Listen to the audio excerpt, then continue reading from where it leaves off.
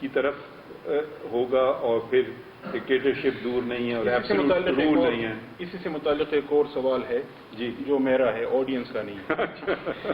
وہ یہ ہے کہ ابھی پچھلے دنوں، اس کا مطلب مشکل سوال ہے. نہیں وہ سیدھا سادہ سوال ہے کہ ابھی پچھلے دنوں آپ کے 2 آرڈرز آئے ہیں اور ہم آپ کے آرڈرز کا اور آپ کی ججمنٹس کا خود بھی مطالعہ کرتے ہیں، اسٹوڈنٹس کو بھی شیئر کرتے ہیں، وہ بھی پڑھتے ہیں، ہم آپس میں ڈسکس بھی کرتے ہیں.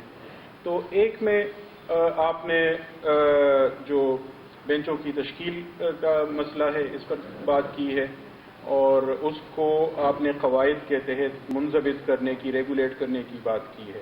اور دوسرا اسی سے متعلق وہ حفظ قرآن پر 20 نمبروں کا مسئلہ تھا، لیکن اس میں چونکہ سو موٹو لیا گیا تھا تو آپ نے اس معاملے کو مؤخر کرتے ہوئے یہ قرار دیا کہ از خود نوٹس کے جتنے مقدمات ہیں ان کو جب تک اس کے لیے باقاعدہ قواعد نہ وضع کیے جائیں اس وقت تک ایسے مقدمات کو مؤخر کیا جائے. سوال یہ ہے کہ ابھی چند مہینے بعد انشاءاللہ آپ خود چیف جسٹس بنیں گے، آپ خود اپنے ہی اختیارات کو کیوں ختم کر رہے ہیں؟ یعنی ہم سمجھنا چاہتے ہیں قدغن کیوں لگانا چاہتے ہیں؟ پتہ نہیں یہ میری آپ تنقید کر رہے ہیں یا میری تعریف ہو رہی ہے. میں بھی سوچ رہی ہے یہ دیکھیں جو میری رائے ہے ہو سکتا ہے غلط ہے. ایک آئین میں 184(3) جس کو عام طور پہ سیوموٹو کہتے ہیں، مگر سیوموٹو کا لفظ آئین میں استعمال نہیں کیا گیا ہے. یہ ایک لیٹن ٹرم ہے. اب انگلستان جائیں سیوموٹو کہیں وہ بھی نہیں سمجھ پائیں گے. یہاں تک کہ ایک جج صاحب میرے ساتھ بیٹھے تھے تو کچھ سیوموٹو بات کہتے ہیں واٹ از سیوموٹو، تو یہ انگلستان کے جج تھے. تو 184(3) کی جو بات ہوتی ہے نا وہ اختیار سپریم کورٹ کو دیتی ہے کہ آپ کچھ اس میں کچھ شرائط دی گئی ہیں کہ جب کوئی پبلک امپورٹنس یا مفاد عامہ کا کوئی کیس ہو، ایک یہ لازمی ہے اس کو پورا کرنا، دوسرا یہ for the enforcement of fundamental rights, بنیادی حقوق کے نفاذ کے لیے کوئی کام کیا جائے. اب یہ آپ کہیں کہ یہ شک، یہ جو میری عقل میں ہے کہ یہ شک کیوں رکھی گئی تھی؟ یہ شک رکھی گئی تھی مظلوموں کے لیے، یہ شک رکھی گئی تھی برک کلن ورکرز کے لیے، یہ شک رکھی گئی تھی بانڈڈ لیبررز کے لیے، یہ شک رکھی گئی تھی وہ خواتین جن کو تعلیم سے محروم کیا جا رہا ہے، یہ شرک رکھی گئی تھی کہ بچوں پہ آپ زبردستی ان سے جبراً کام کروائیں. کیونکہ یہ لوگ وکیل تک تو کیا، عدالت تو کیا وکیل تک بھی شاید نہ پہنچ سکیں. ٹھیک ہے، تو یہ ان کے تحفظ کی شک ہے. اب یہ شک بھرپور طریقے سے پاکستان میں اس کا استعمال ہوا ہے. میرے سمجھ سے کئی بہت اچھی دفعہ اور کئی بہت بری دفعہ. ٹھیک ہے، وہ شاید آپ مجھ سے بہتر جانتے ہوں. تو جب یہ شک استعمال ہوتی ہے، یہ میں آپ کو فائدہ دینے کے لیے نہیں کر سکتا ہوں، میں اس کلاس روم کو فائدہ دینے کے لیے نہیں کر سکتا ہوں. میں یہ اس کا جو وہ بہت امپلیمنٹیشن پورے معاشرے پہ ہو اور معاشرے میں جو بنیادی حقوق ہیں ان کے متعلق ہو، یہ دونوں باتیں ساتھ نہیں چلیں گی تو یہ شک استعمال نہیں کی جا سکتی ہے. اب اور اس میں بھی ذرا آپ کو سوچنا چاہیے، کیونکہ یہ شک ہر قانون میں ایک اپیل، کم از کم ایک اپیل کا حق ہے، چاہے وہ فوجداری ہو یا وہ دیوانی ہو. کوئی ایسا قانون پاکستان کا نہیں ہے، بلکہ میرے خیال میں شاید دنیا میں بھی نہیں ہے، جہاں کہ اپیل کا آپ کو حق نہ دیا گیا، سوائے 184(3) کے فیصلے کے خلاف آئینی اپیل، قانونی اپیل کا حق نہیں ہے. تو جب یہ شک استعمال میں لائی جائے تو بہت ہی پھونک کے پیر رکھنے چاہیے. ٹھیک ہے، کیونکہ میں ایسی بات نہ کر بیٹھوں کہ आपका तो मैंने फ़ायदा कर दिया मगर इन लोगों का मैंने नुकसान कर दिया, या इसके बरक्स। तो और इसके दूरपा नताइज, ठीक है, अपील का हक नहीं है। अच्छा, तीसरी बात, अब आपने मुझे दावत दी है जज ऑफ द सुप्रीम कोर्ट। मेरे पास जब केस आता है तो वो कभी तो 3 अदालतों से, कभी 4 अदालतों से पहुंचते पहुंचते यहाँ आता है। तो वो उसमें जो असली कानूनी आईनी बात है उसका एसेंस आता है मेरे पास, ठीक है। ये नहीं कि मेरी राय ये तो वो हो जाएगा, ये हो जाएगा, नहीं। पहली अदालत सिविल जज या क्रिमिनल कोर्ट है, फिर उसके बाद अपेलेट कोर्ट है, फिर रिविजनल कोर्ट है, फिर हाई कोर्ट है, फिर सुप्रीम कोर्ट है। तो बहुत सारी आपको आरा आपके सामने आती हैं। सिविल जज ने ये किया, डिस्ट्रिक्ट जज ने उसको बरक्स कर दिया, हाई कोर्ट ने फिर उसको उलट कर दिया या तीसरी कोई राय दे दी। तो जब तक आपके पास आएगी चीज तो आप फिर बहुत जरा पीछे बैठ करके आराम से, ठंडे दिल से, क्योंकि अब आपके सामने कोई वो नहीं है, लिटिगेंट नहीं है जी। आप देखेंगे हाँ ये बात इसमें वजन है, इसमें वजन है, या इसमें वजन नहीं है, तो एक तरीके से आप चलेंगे आगे। तो आम तौर पे केसेस ऐसे आते हैं। अब 184 में 3 के तहत मैं बन गया ट्रायल कोर्ट जी। तो मैं शहादत दे भी रहा हूं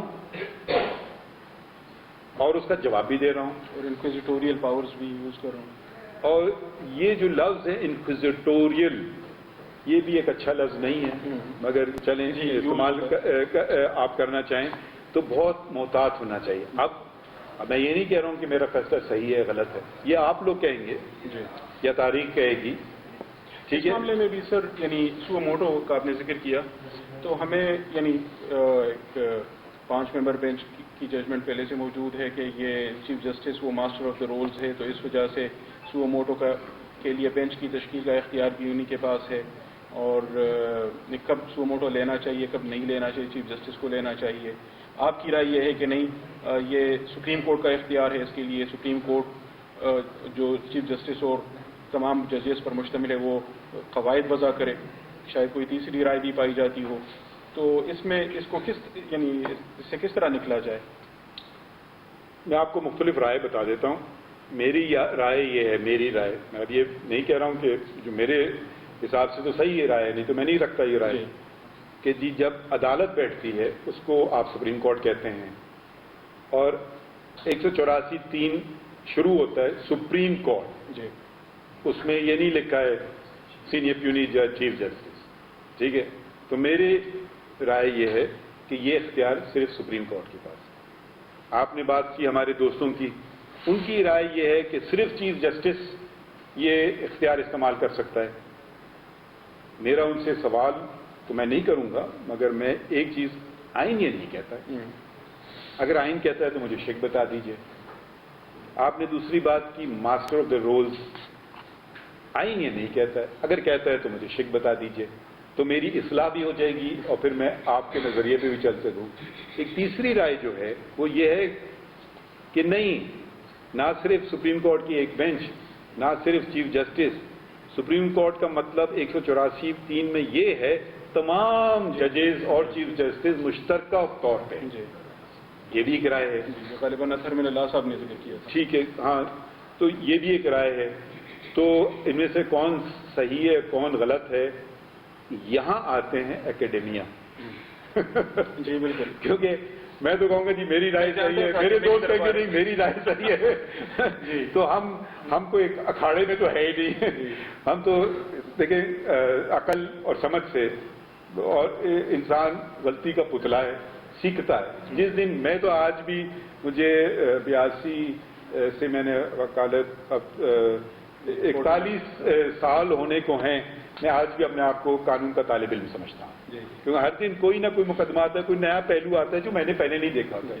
पुराने पहलू पे आपको फैसला करना आसान होता है, नई बात जब आती है तो फिर जरा और सोचना होता है कि जरा समझ लें अच्छी तरह से। आपकी ये यानी जिस तरह आप माशाल्लाह इनकी मुख्तलिफ प्रोविजंस की तशरीह कर रहे हैं और इस तरह यानी बिल्कुल पानी बनाकर उसको सादा अंदाज में पेश कर देते हैं, हमारे लिए तो बहुत, यानी आप एक अच्छे लॉ प्रोफेसर भी हो सकते हैं माशाल्लाह। लेकिन जहन में ये सवाल आता है कि ये जो आईनी मुकदमात अहम नौइयत के हैं, ان میں آپ بینچ میں کیوں نہیں ہوتے؟ کہ آپ نے خود یعنی ان سے معذرت کی ہے کہ مجھے اس بینچ میں نہ شامل کریں؟ یا بعض اوقات یہ ہوتا ہے کسی کو کرمنل لا سے دلچسپی ہوتی ہے، کوئی ٹیکسیشن کا ماہر ہوتا ہے تو کہتا ہے ایسے مقدمات لائے جائیں؟ میں صرف یہ آپ کا سوال کا جواب تو نہیں دوں گا، میں کچھ اور بات کہہ دیتا ہوں. جب سے میں جج بنا ہوں سپریم کورٹ میں، جی سر، میں نے کبھی گزارش نہیں کی کہ مجھے ان قسم کے مقدمات میں بٹھایا جائے یا ان قسم کے مقدمات میں نہ بٹھایا جائے. یہ کبھی نہیں گزارش کی کہ جی ان جج صاحب کے ساتھ میں بیٹھنا پسند فرماتا ہوں یا ان کے ساتھ بیٹھنا میں نہیں پسند فرماتا ہوں. یہ میں نے آج تک رجسٹرار کو نہیں کہا کہ یہ مقدمات، بھائی کچھ مقدمات ہیں جو آپ شاید آپ کی اتنی اس پہ وہ نہیں ہو، مہارت نہ ہو کہ بھئی میرے پاس نہ لگائیں. میں نے یہ کام نہیں کیے ہیں. اب بینچ یہ دوسرا جو ہے یہ سوال میں جواب نہیں دے سکتا ہوں، شاید کوئی اور دے سکے بہتر. جی ٹھیک ہے. بلوچستان میں جب آپ چیف جسٹس تھے تو آپ بینچز کی تشکیل کیسے کرتے تھے؟ ججز کے سامنے کیسز کیسے فکس ہوتے تھے؟ بلوچستان میں جو کیسز فکس ہوتے تھے وہ میں نہیں کرتا تھا، وہ رجسٹرار کرتے تھے. اچھا ٹھیک ہے. رجسٹرار بیوروکریسی سے تھا؟ نہیں، رجسٹرار تھے ڈسٹرکٹ اینڈ سیشن جج، بدلتے جاتے تھے. تو میں یہ کرتا تھا کہ بینچز کی تشکیل میں نے کر دی کہ یہ بینچ آئینی مسئلے سنے گی، یہ فوجداری کے کیسز سنے گی، یہ اپیلیں سنے گی، یہ فیملی کیسز کرے گی. میں ان کو 1 ماہ 2 ماہ رکھتا تھا. جو نئے جو آتے تھے ججز ان کو میں کوشش کرتا تھا کہ سینئرز کے ساتھ بٹھاؤں شروع میں، ایک دم سنگل بینچز میں نہ بٹھاؤں. پھر 2-4 ماہ بعد ہم ان کو روٹیٹ کر دیتے تھے. 5 سال 1 ماہ میں chief justice of supreme court کا، chief justice of Balochistan high court کا ایک دن میں نے کاز لیس نہیں دیکھی. رجسٹرار جو بناتے تھے، رجسٹرار کو صرف یہ حکم دیا گیا تھا کہ کچھ کیسز ہیں جو فاسٹ ٹریک جس کو جلد نوعیت کے ہیں، ارجنٹ ہے، اس میں یقیناً الیکشن کیسز، کیونکہ مدت ہی 5 سال ہوتی ہے، تو اگر ہم 5 سال لگا لیں اور پھر وہ کہیں جی ختم ہو گیا.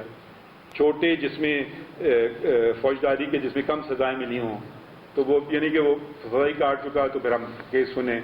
فیملی کیسز کیونکہ قانون میں لکھا گیا، نیب کے کیسز میں بھی قانون میں لکھا گیا، تو وہ تو الگ الگ قطاروں میں کھڑے ہو جاتے تھے. مگر جو باقی تمام کیسز تھے سمپل رول تھا، فرسٹ ان فرسٹ آؤٹ، یعنی کہ جو پہلا آئے گا وہ پہلا سنا جائے گا. یہ سمپل رول تھا. اس کے علاوہ نہیں. جو رجسٹرار جب میرے پاس آتے تھے وہ کہتے تھے کہ جی اس جج صاحب نے ناٹ بفور کر دیا، تب مجھے پھر یہ میرے سامنے نہ لگا، ہاں یہ میرے سامنے کیس نہیں، اور یا وہ اس میں وکیل رہ چکے ہوں یا کوئی جاننے والے ہوں، تب میں دوسرا جج کا نام لکھتا تھا. یا کبھی شاہد و ناظری ہوئی کہ 2 جج صاحبان میں اختلاف رائے ہو گیا تو یہ لاجر بنچ بجائیں یا تیسرے جج کے پاس جائیں، یہ میرے پاس اختیار تھے. باقی کام رجسٹرار کا تھا جن کو یہ گائیڈ لائنز ملی ہوئی تھیں کہ اس گائیڈ لائنز کے تحت چلیں. تو لوگ مجھ سے، ہمارے دوست بھی کبھی کہتے تھے بڑا سال ہو گئے مقدمہ نہیں آئے. میں نے کہا اس کا نمبر آئے گا، آ جائے گا بس. یہ ویسے اس طرح کیا جائے تو بہت سارا برڈن میرے خیال سے وہ سینٹرلائزیشن بھی زیادہ نہیں ہوتی، برڈن بھی اس طرح کم ہو جاتا ہے. اگر کوئی طریقہ ہو، ضابطہ ہو، اس پر چلتا جائے تو دیٹس گڈ. یہ ایک آڈینس سے ایک سوال ہے کہ اعلیٰ عدلیہ میں ججوں کی تعیناتی اور برطرفی میں بنیادی کردار خود عدلیہ کا ہوتا ہے. ججز کو اپوائنٹ کرتے ہیں جوڈیشل کمیشن میں، ججز ہی ان کو ریموو کرتے ہیں سپریم جوڈیشل کونسل کے ذریعے. کیا امریکہ کی آپ نے مثال دی تو یہ بہتر نہیں ہوگا کہ یہاں بھی پارلیمان نسبتاً زیادہ اختیار کا رکھے، اور کیونکہ وہ لوگوں کے منتخب نمائندے ہوتے ہیں؟ میں تو صرف جو انہوں نے بات کی آپ کے سوال میں لکھی ہے وہ اس کا اندراج آئین میں. اگر کل آئین بدل گیا تو اس طریقے سے ہوگا. پہلے سسٹم یہ نہیں تھا. پہلے چیف جسٹس نام بھیجتے تھے، وہ 4 لوگ انوالو ہوتے تھے اس میں. چیف جسٹس صوبے کا، اگر صوبے کا چیف وہ ہے گورنر، پریزیڈنٹ، پرائم منسٹر اور چیف جسٹس پاکستان. ٹھیک ہے. آئین بنانے والوں نے اس کو چینج کر دیا. تو مگر میں صرف جو بات کہنا چاہوں گا کہ یہ بھی بہتر ہے، یہ اس ادارے کی بات نہیں کر رہا ہوں، جنرل بات کہہ رہا ہوں. آپ اکٹھا ہو جائیں کہ یہ صرف ووٹنگ نہ ہو مگر اس سے دلائل دیے جائیں، دلائل سنے جائیں. ہو سکتا ہے میری ایک شخص کے متعلق ایک رائے ہے اچھی یا بری، یس سر، تو آپ نے کوئی بات کی، میں اپنی رائے بدلنے کے لیے تیار بیٹھا ہوں، یہ نہیں کہ جی میں نے یہ فیصلہ کر لیا ہے۔ میرے حساب سے چاہے یہ جو تھا میں نے فیصلہ کر لیا ہے، چاہے گھر میں ہو وہ بھی غلط ہے، چاہے اب آپ برا مانیں گے، چاہے استاد بھی کہے میں نے فیصلہ کر لیا ہے، اگر کوئی جائز سوال ہے تو اس کا جواب دیں۔ جو جواب نہیں دیں گے تو پھر وہ استاد لگے گا اس کو پتہ نہیں ہے، جی جی، یا وہ اپنی دوست نہیں استادوں کو استادی آتی ہے، وہ کہتے ہیں this is a very good question, okay next. یہ اچھے والے استاد ہیں۔ یہ بھی کرتے ہیں بعض اوقات کہ ہاں یہ سوال آپ نے بہت اچھا کیا، آڈینس نے آپ کو جواب دینا چاہتے ہیں، پھر ہم ان کو دیکھتے ہیں، اور بھی طریقے ہوتے ہیں سر۔ ہاں، ملا نصر الدین کا بھی واقعہ ہے سر ہاں بالکل سر، جب ان کو کھڑا کر دیا گیا کہ جی بتائیے، تو وہ انہوں نے کہا کہ جی آپ کو پتا ہے میں کیا بات کرنے والا ہوں؟ انہوں نے کہا جی ہاں، بیٹھ گئے۔ انہوں نے کہا مولانا نصر الدین آج ہمیں چکر دے گئے، تو وہ خطبے کے لیے بلائے، انہوں نے کہا آج ہم کہیں گے، آدھے کہیں گے نہیں، آج ہم کہیں گے نا۔ تو سب نے کہا آپ کو پتا ہے میں کیا کہنے والا؟ کہ جی نہیں۔ انہوں نے کہا ایسے نامناسب جاہل لوگوں کے سامنے میں بات کرنا پسند ہی نہیں کرتا، تو چل دیے۔ تیسری دفعہ انہوں نے، لوگوں نے آپس میں مشورہ کیا، یہ ہمارے ہاتھ سے پھر نکل گیا، اب ایسا کریں آدھوں کو کہیں کہ پتہ ہے اور آدھے کہیں نہ پتہ ہے، تو یہ آیا۔ اچھا پھر ایسا کریں جن کو پتہ ہے وہ ان کو بتا دیں، جن کو نہ پتہ ہے شکریہ۔ مگر میں نے آسان راستہ نہیں پکڑا۔ نہیں ماشاء اللہ۔ یہ کچھ اور بھی سوالات ویسے یہ تو ہیں الیکشنز کے حوالے سے بھی ہیں کہ آپ نے چونکہ قومی وحدت اور وفاقیت کی بات کی ہے، تو پاکستان ایک آئینی بحران سے گزر رہا ہے، دو ڈیزالو ہو چکی ہیں۔ کچھ لوگوں کا یہ کہنا ہے کہ اگر پہلے انتخابات ہو جائیں تو پھر قومی اسمبلی کے انتخابات کے لیے وہ نگران سیٹ اپ نہیں ہوگا، غیر جانبدار، اور اس طرح ان صوبوں میں تو مستقل پھر وہ انتخابات پہلے ہوتے رہیں گے، تو کیا اس طرح یہ وفاق کے لیے نقصان دہ ہوگا؟ دیکھیے آپ نے جو باتیں جو آپ نے مشکلات کو ہوں یا آپ نے، اور اسی طرح آڈینس سے بھی ایک ایک سوال اس سے متعلق ہے کہ کیا اس کی کوئی ضمانت ہے کہ منتخب ہونے کے بعد وہ پھر اسمبلیاں نہیں توڑ دیں گے؟ چلیں اب یہ جو بات آئی ہے سامنے، میرے خیال میں پاکستان کی تاریخ میں شاید پہلی دفعہ آئی ہے، ٹھیک ہے، میں تو اس پہ اپنی کوئی رائے نہیں دوں گا۔ میں کیونکہ اس لیے نہیں کہ میں رائے دینے سے گھبراتا ہوں، مگر میں رائے بنانے سے پہلے ہر ایک کو سننا پسند فرماتا ہوں۔ جی بہت خوب، ٹھیک ہے، کہ ہو سکتا ہے میری ذہن میں کوئی بات ہو، مگر اکثر میں ایک صبح ہمارے یہاں فائلز آتی ہیں اگلے دن کی، پڑھتے ہوئے یقیناً کوئی نہ کوئی آپ کا رجحان کسی طرف جاتا ہے۔ آپ کرسی میں بیٹھیں جج کی، تو شروع میں جو سوچا ہوا تھا کہ کیس نہیں بنتا ہے، نہیں، اس میں تو بڑا اچھا پوائنٹ نکل آیا ہے، یہ تو کیس ہے۔ تو یہ اگر آپ ذہن میں اپنے آپ کو رکھیں، اور کیونکہ یہ چیز ایسی ہے جو آپ نے باتیں کی، یقیناً اس میں بہت وزن ہے، مگر میں پھر میں ذرا چلیں سر، اگر یہ پولیٹیکل کوشچن ہوا، چلیں اس کو چھوڑ کے میں اس کو ایک آئینی سوال کے طور پہ لے لیتے ہیں کہ اسمبلیوں کی ڈیزولوشن کے حوالے سے ایک سو موٹو لیا گیا، سو موٹو کے لیے بلکہ پہلے تو رکنی بینچ کی جانب سے کہا گیا، چلیں اس پر ایک الگ سے بھی سوال کر سکتے ہیں، لیکن 9 رکنی بینچ بنا، پھر 2 ججز نکل گئے، 7 رہ گئے، پھر 2 مزید نکل گئے، پھر پتہ نہیں 5 رہ گئے۔ ابھی تک یہ تنازع چل رہا ہے کہ یہ 4-3 کا مسئلہ تھا یا 3-2 کا مسئلہ تھا۔ تو آپ اس پرٹیکولر کانٹیکسٹ میں چلیں بات نہ کریں، لیکن یہ جو مسئلہ ہوتا ہے کہ ججز 3-2 کا مسئلہ ہے یا 4-3 کا مسئلہ ہے، یعنی ججز تو ڈیسنٹ بھی کرتے ہیں، اختلافی رائے بھی رکھتے ہیں، اس کو کس طرح ریزولو کیا جاتا ہے؟ میں اس پہ اس کا جواب نہیں دوں گا، میں آپ کو 2 مثالیں حقیقی مثالیں دوں گا جو میرے ساتھ ہوئیں۔ ابھی جس فیصلے کا آپ نے ذکر کیا، وہ کہ 184 کے رولز نہ بنے تو ابھی تک آپ ان پہ فیصلہ نہ کریں، تو اس پہ 3 ممبر بینچ تھی، 2 ایک طرف تھے میجورٹی میں، میں امین الدین خان جی، ایک ہمارے بھائی کی رائے کچھ اور تھی، جسٹس شاہد وحید، ٹھیک ہے، سر آنکھوں پر۔ اس کے بعد ہم نے ایک چھوٹا سا لکھا order of the court, by a majority of 2 to 1 یہ فیصلہ ہے. ٹھیک ہے, ایک یہ مثال ہے. ایک مثال میں دیتا ہوں جو میں نے سب سے شاید اپنی جب میری ایلیویشن ہوئی تھی, اپوائنٹمنٹ ہوئی تھی سپریم کورٹ میں, تو ایک 17 پوری تشکیل دی گئی سپریم کورٹ. اس زمانے اس وقت سارے ججز, کوئی خالی نہیں تھا, 17 ججز تھے. چیف جسٹس فوجی عدالتوں کا جو مسئلہ جی فرسٹ امینڈمنٹ, وہ اس وقت کے چیف جسٹس سے ناصر الملک جی صاحب. سر, جی سر, یہ 21ویں ترمیمی امینڈمنٹ ٹو دا کانسٹیٹیوشن تھا کہ سویلینز کو ملٹری کورٹ ٹرائی کر سکتی ہیں نہیں. جی سر, تو اس میں آئین میں ترمیم لائی گئی تھی اور یہ چیلنج کی گئی تھی. یہ جو فیصلہ ہے, بہت سارے ججز نے الگ الگ فیصلے لکھے, ان میں سے میں بھی ہوں. وہ تو بہت ہی ضخیم فیصلہ ہے. 800 صفحات, ہاں بالکل, 800 صفحات, بالکل 800 صفحات پہ مختلف رائے ہیں. چیف جسٹس نے کہا کہ اس کو ہم دیکھ ہی نہیں سکتے. ٹھیک ہے, آئینی ترمیم ہے. ان کے ساتھ حمید الرحمان صاحب تھے, اقبال حمید الرحمان صاحب تھے, تو شاید وہ مائنورٹی آف 2 میں تھے. 8 نے کہا دیکھ سکتے ہیں, 8 کی میجورٹی نے کہا کہ دیکھ بھی سکتے ہیں اور یہ صحیح ہے. جی بالکل. میں نے کہا کہ دیکھ سکتے ہیں مگر یہ صحیح نہیں ہے. جی بالکل. 8 نے کہا کہ basic structure of the constitution دیکھا جائے. بالکل. 5 نے, جس میں میں تھا, میں نے کہا نہیں, جو ایک چیز جو 47 سے چلی آ رہی ہے وہ قرارداد مقاصد ہے, جو پریامبل ٹو دا کانسٹیٹیوشن یا آبجیکٹو ریزولوشن ہے, اس کو دیکھا جائے.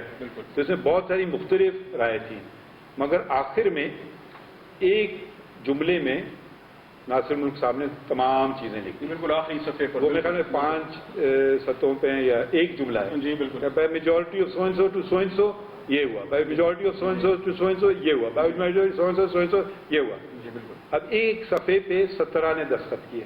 جی بالکل. میں سیکنڈ جونیئر موسٹ جج تھا ادھر, تو ہم سب نے ایک صفحے پہ دستخط کیے. تو اس میں اگر آپ کو میں کو پڑھیں 800 پیجز, آپ نے یہ فیصلہ کیا ہے, آپ شاید ایک فیصلہ اٹھا لیں, باقی یہ فیصلہ ہے, کوئی دوسرے یہ اٹھا لیں, یہ فیصلہ ہے, تیسرا کوئی اٹھا لیں, چوتھے صاحب سارے بھی پڑھ لیں اور پھر بھی شاید ان کے ذہن میں کلیئرٹی نہیں ہو, کنفیوژن ہو. تو وہ ایک صفحہ پہ بات آ گئی صاف ستھری کہ یہ فیصلہ ہے. یہ آرڈر آف دا کورٹ کا آپ نے ذکر کیا, یہ آرڈر آف دا کورٹ کون, یعنی کس کی ذمہ داری ہوتی ہے لکھنا, جو بینچ کو لیڈ کرتا ہے یا چیف جسٹس؟ اب میں آپ کو 2 باتیں جب میرے ساتھ ہوئی ہیں, تو ایک تو اس وقت کے چیف جسٹس نے لکھا تھا, ناصر الملک صاحب نے, جی, اور ہم سب نے دستخط کیا تھا. اور ابھی کیونکہ میں سینئر تھا, جو میں نے اس کیس کا ذکر کر رہا ہوں, میں نے آرڈر آف دا کورٹ لکھا, تینوں جج صاحبان نے اس پہ سائن کیے.